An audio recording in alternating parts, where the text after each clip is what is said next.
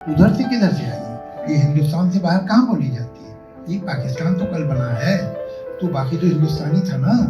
हिंदुस्तान से बाहर ये कहीं नहीं बोली जाती, ये ईरान में थोड़ी बोली जाती है। इंफीरियरिटी कॉम्प्लेक्स हो गया कि हमारे यहाँ अपनी जबान सही बोलना जो है, इसके मतलब है कि कुछ कमी है। तो हैरत से पूछते हैं क्या हिंदी में, सिंधी में पोइट्री, सिंधी में जाइंट्स पैदा हुआ, इतनी rich language. Hello sir, Shariq from Indian express sir. आपसे जावेद जी आपसे पूछना चाहेंगे कि मतलब आपको लगता है कहीं ना कहीं स्कूल कॉलेजेस में उर्दू का इन्फ्लुएंस कम हुआ? जैसे आप बता रहे थे अभी कि स्कूल कॉलेज में उर्दू इतनी पढ़ाई नहीं जा रही है या कम है इन्फ्लुएंस, इसीलिए जो है उर्दू का भी इन्फ्लुएंस कम हो रहा है सोसाइटी में। आपको लगता है कहीं ना कहीं बचपन में जो है आजकल के पेरेंट्स, स्पेशली आजकल के पेरेंट्स जो है इंग्लिश में बात करते हैं बच्चों से, और मतलब कि नॉर्मल लैंग्वेज में बात नहीं करते हैं, सिर्फ इंग्लिश में बात करें, उसकी वजह से भी बच्चों सही कह रहे हैं। अगर मतलब हम लोग कहाँ चले गए हैं, कभी सोचिए। कोई भी आदमी उर्दू तो छोड़िए, हिंदी जो हमारी नेशनल लैंग्वेज है, अगर कोई आदमी हिंदी बिल्कुल सही बोलता है और अच्छी बोलता है, तो आम आदमी की दूसरे की राय ये होगी कि इसकी अपब्रिंगिंग बहुत ही गरीब घर में हुई है, खाते पीते घर का नहीं। तो ये तो हमारा इंफीरियरिटी कॉम्प्लेक्स हो गया कि हमारे यहाँ अपनी जबान सही बोलना जो है, इसके मतलब है कि कुछ कमी है। आप हिंदी सही बोलते हैं, इसके मतलब है पता नहीं कहाँ से आया। ये वैल्यू सिस्टम हो गया हमारा, और हमें इसके खिलाफ जो है बिल्कुल प्रोटेस्ट करना चाहिए। बात क्या है, अब हम उर्दू ही कर रहे हैं, ठीक है, उर्दू का जो बात थी मैंने कही, लेकिन हकीकत ये है कि गुजराती बच्चे को ठीक से गुजराती नहीं आती, एक पंजाबी बच्चे को ठीक से पंजाबी नहीं आती, सिंधी बच्चे को सिंधी नहीं आती। ये बहुत अफसोस की बात है। आप कैसे पंजाबी हो सकते हैं अगर आपको नहीं मालूम कि बुल्ले शाह कौन है और उसने क्या लिखा है? तो फिर पंजाबी अधूरे वो नाम से ही रहेगा। तो आपका जो कल्चर है, आपका जो लिटरेचर है, बुल्ले शाह ने लिखा हो, वो वारिस शाह ने लिखा हो, जब तक आप उसे नहीं जानते हैं तो पूरी तरह से आप जमीन में आपकी जड़ें नहीं है। कितने सिंधी बच्चे आज होंगे, चलो फिर भी पंजाब है तो फिर भी कुछ पता चल जाता है। कितने सिंधी बच्चे पता होंगे कि जिनको मालूम है कि सिंधी में क्या लिटरेचर हुआ, और कितने बड़े बड़े पोएट्स पैदा हुए सिंधी, नहीं जानते। मैं तो नौजवानों से, सिंधी लड़कों और लड़कियों से बात करता हूँ तो हैरत से पूछते हैं क्या हिंदी में, सिंधी में पोएट्री, सिंधी में जाइंट्स पैदा हुआ, इतनी रिच लैंग्वेज। संबंधी ये बहुत खराब बात है। हिंदी नहीं जानते आप ठीक से, अगर आप नॉर्थ इंडिया में हैं, हिंदी नहीं पता आपको, वहाँ का फोक नहीं पता, तो आप क्या है, जड़ नहीं है, सिर्फ शाखें हैं, और जड़ नहीं होगी पेड़ की, कब तक खड़ा रहेगा। तो ये मुझे इस बात का, ये सिर्फ एक उर्दू का गम नहीं है। एक समय था कि हम उर्दू का गम करते थे, अब तो हर भाषा का गम करते हैं। सिचुएशन ये हो गई। सिनेमा में जितना इस्तेमाल हुआ करता था 40-50 के दशक से लेकर 70 के दशक तक, गानों में भी उर्दू का बहुत ज्यादा इस्तेमाल होता था, डायलॉग्स में होता था, और स्क्रीन पर जब शीर्षक आता था तो भी उर्दू में लिखा जाता था। ये जो उर्दू का डिक्लाइन हुआ है सिनेमा में, उसे आप किस तरह से देखते हैं और आप क्या कहना चाहेंगे इस बारे में? ये एक बड़ा लंबा चौड़ा टॉपिक है। उर्दू का नहीं, अफसोस ये कि हिंदुस्तान में सारी इंडिजिनस लैंग्वेजेस इंक्लूडिंग हिंदी सबका डिक्लाइन हुआ। हकीकत तो ये सही है कि उर्दू पढ़ने वाले दिन ब दिन कम हो गए हैं, लेकिन उर्दू बोलने वाले और समझने वाले और उर्दू से मोहब्बत करने वालों में कमी नहीं आई, वो बढ़े, वो बहुत ज़्यादा बढ़े, इसमें कोई शक नहीं। और वो चूँकि हमारे स्कूल्स में, कॉलेजेस में अवेलेबल नहीं है ज़बान, और तो वो लोगों को स्क्रिप्ट नहीं आती है, मगर वही उर्दू पोइट्री जब देवनागरी में छप जाती है तो वो इतनी बिकती है कि वो इसकी हद ही नहीं है। तो ये तो अपनी जगह है, लेकिन जहाँ तक फिल्म का ताल्लुक है तो शायद टाइटल्स में इसीलिए नहीं देते कि भाई लोग पढ़ ही नहीं पाएंगे ज़्यादातर, तो अब क्या टाइटल है, दे दे तो अच्छा है, नहीं देते तो नहीं देते हैं। लेकिन जहाँ तक फिल्म की ज़बान का ताल्लुक है कि उर्दू अगर उसमें कम हो गई, तो मुझे बताइए कौन सी ज़बान बढ़ी, कौन सी बढ़ी? अंग्रेजी।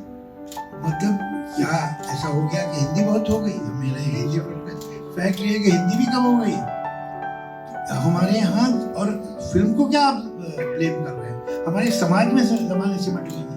जब समाज में ज़माने समझ गई है तो वो तो फिल्म में भी मैनिफेस्ट होगा। अब ये नौजवान राइटर्स हैं, लिखेंगे तो इनको तो आती है ना ज़बान, तो एक जो डायरेक्टर है, प्रोड्यूसर है, साहब ये वर्ड का क्या मतलब है, ये तो लोग समझेंगे नहीं और शायद ठीक भी कह रहा होगा। तो बड़ा प्रॉब्लम है इसमें, किस तरह से मैनेज करते हैं यही जानते हैं कि उसके बावजूद भी लोग अच्छे गाने लिख लेते हैं, वरना एटमॉस्फेयर कंडीशन नहीं है अच्छा लिखने के लिए। ये हवा के खिलाफ चल रहा है, इरशाद का सही बता रहा हूँ। उसको आप कैसे फिर नहीं अभी तो हम श्रिंक कर रहे हैं, दूसरी तरफ से गजल पता नहीं कहाँ पॉपुलर, मुझे मालूम नहीं। एक तो गजल है क्या यही लोग नहीं जानते, और वो जो लोएस्ट कॉमन डिनोमिनेटर वो गाते हैं ना कि शराब चीज है ऐसी ना छोड़ी जाए, उससे गजल की बदनामी हो रही है। जगजीत सिंह को तो बहुत, हाँ जगजीत सिंह ने अच्छी याद देखा, और बाहर भी, मुल्क के बाहर भी जगजीत हाँ वो सिंह देखा है, लेकिन आपको हकीकत ये बताऊं कि 90% लोग तो जानते ही नहीं कि गजल का स्ट्रक्चर क्या है, क्या ये नहीं जानते, इसको डिटेल में कहाँ जाए। लेकिन चलो ठीक है, एक कहीं शायद उन्हें जेनेटिकली या उन्होंने बचपन में सुना है या अपने हौसले में सुना कि साहब शायरी उर्दू की कुछ बात होती है उसमें, तो उससे वो कहीं कनेक्टेड हैं अभी भी, और अगर उनकी समझ में भी नहीं आता तो उन्हें अफसोस है कि नहीं समझ में आ रहा, वो समझना चाहते हैं। और यंगर जनरेशन में ये इंटरेस्ट पोइट्री की तरफ रिवाइव हुआ है। इरशाद साहब भी इस बात की गवाही देंगे कि जहाँ जाते हैं वहाँ पर यंगर जनरेशन सुनने आती है, और उनको नो थैंक्स टू अस, हमने तो ये सब बताया नहीं, सिखाया नहीं उन्हें, ये दिलचस्पी उन्हें खुद ही पैदा होती है कि उन्हें कहीं ऐसा लगता है नॉर्थ इंडिया में खासतौर पर कि कहीं कोई चीज़ छूट गई है, कुछ कमी है, बाकी सब तो मिल गया है, सारी मटेरियल कंफर्ट्स, लेकिन उन्हें ये ख्याल है कि कोई कल्चर में कहीं हमारे कोई गैप आ गया, कुछ कम, तो उनमें वो जो कमी है उसमें एक कमी पोइट्री की भी है, और भी कमियां हैं, जैसे हम अपने फोक आर्ट के बारे में नहीं जानते, हम अपनी माइथोलॉजी के बारे में नहीं जानते, हम हमारी यंगर जनरेशन जो है वो उसकी ज़बान सिमट गई है। हमारे आपने किसी यंगस्टर को आज तक कोई कहावत, कोई मुहावरा बोलते सुना?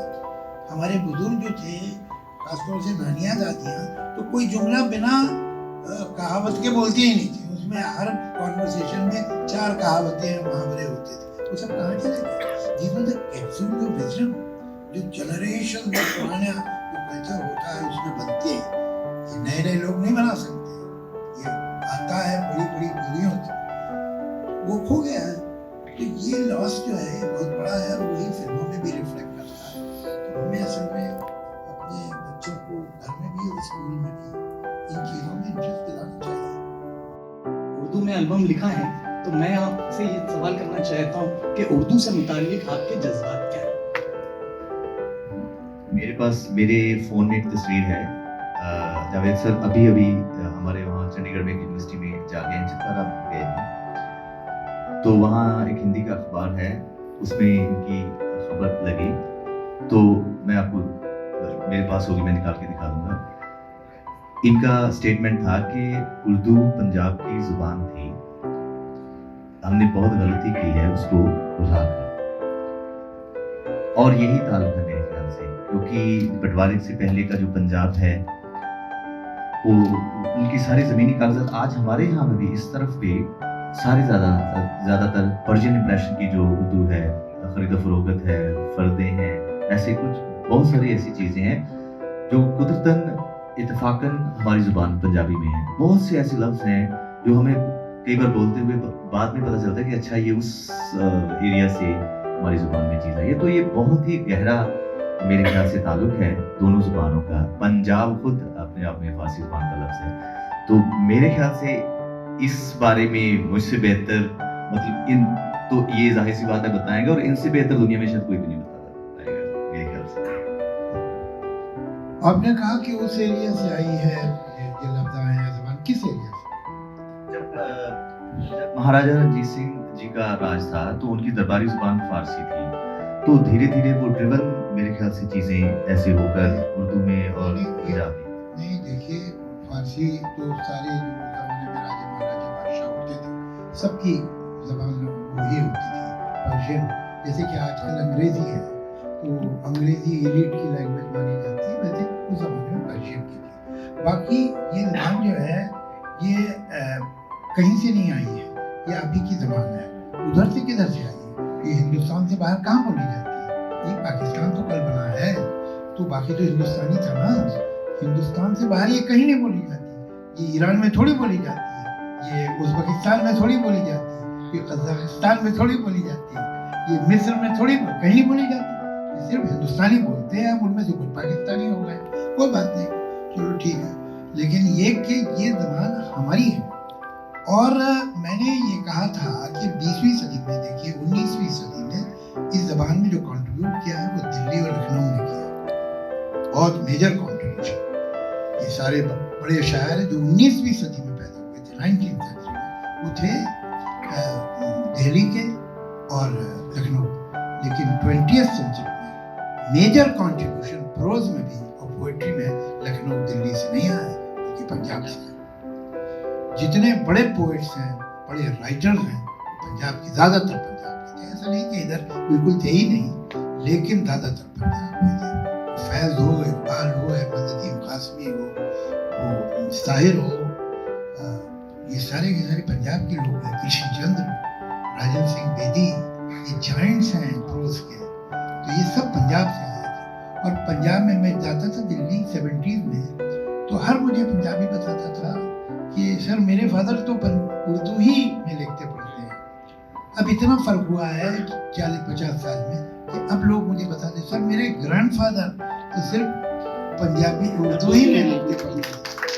अरे मगर भाई, जब आपके फादर और ग्रैंडफादर पढ़ते थे तो आपने पार्टीशन की वजह से क्यों छोड़ दिया? पार्टीशन इसलिए कि पाकिस्तानियों ने कहा कि उनकी जबान है, तो वो तो कश्मीर के बारे में भी यही कहते हैं, तो आप मान जाएंगे क्या? ये कैसे मान गया? ये आपकी जबान है। और पंजाब का जो कंट्रीब्यूशन है, मॉडर्न उर्दू पोएट्री और प्रोज के बारे में सोचा ही नहीं जा सकता बिना पंजाब के। तो ये आप लोग का फर्ज बनता है, बिकॉज आपके पास एक स्टेट है, आपके पास एक सरकार है, आपके पास एक पूरा सिस्टम है, कि आप इसको नर्चर करें, पालें। और फिर भी अभी बुरे से बुरे वक्तों में भी हमें एक आध इरशाद काबिल मिल जाता है, ऐसी बात नहीं है, लेकिन ये बहुत होने चाहिए भाई। तो देखिए हमारे यहाँ जो इवन सॉन्ग राइटर में पंजाबियों ने क्या काम किया है, वो साहिर हो, राजेंद्र कृष्ण हो, और आनंद बख्शी हो, गुलजार साहब हो, ये सब पंजाब के तो लोग हैं। तो अभी तक देखिए उनकी धमक बाकी है। तो ये मैं समझता हूँ कि हिंदुस्तान में उर्दू का मुस्तकबिल बहुत हद तक पंजाब के हाथ में है। ये आप लोग की जिम्मेदारी है कि इस जबान को संभाल के रखिए, संभालिए, और ऐसे सरताज साहब जैसे बहुत से ताज होने चाहिए, और इन्हें सरताज रहने दीजिए, कम से कम ताज तो हो सकते हैं, तो वो कीजिए बहुत। और ये पैगाम आप लोग वापस जो है तो आप